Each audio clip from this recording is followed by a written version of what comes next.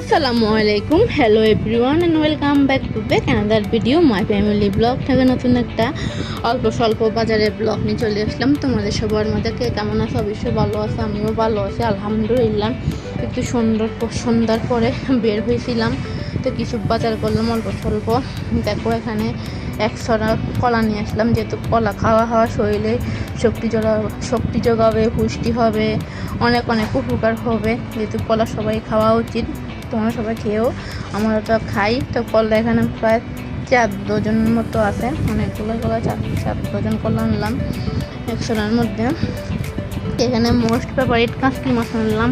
তো দেখো, আমি কাঁচকি মাছ অনেক পছন্দ করি খেতে, প্রায় 1 কেজির মতো কাঁচকি মাছ আছে এখানে।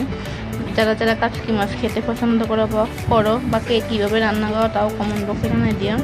তো এখানে অল্প মাছ আনলাম, টাকি মাছ, এগুলো সেই দেশি টাকি মাছ, তো এগুলো আমিও খাই, আমি পছন্দ করি, তো আনলাম। এগুলো রেসিপি আসবে তোমাদের সঙ্গে শেয়ার করবো। এগুলো কাঁচকি মাছের রেসিপি তোমাদের সঙ্গে শেয়ার করবো, টাকি মাছের রেসিপি শেয়ার করবো।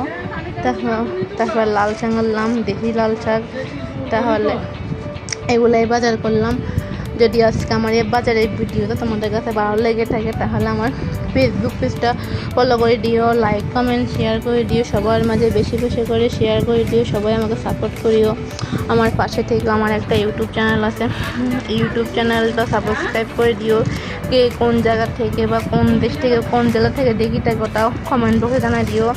তোমরা টাকি মাছ কীভাবে রান্না করো বা ভুনা করো, কাচকি মাছও কীভাবে করো রান্না করো, বা যে কোনো রেসিপি করো সেটা আমার সঙ্গে শেয়ার করো, আমি তোমাদের সঙ্গে শেয়ার করব। তো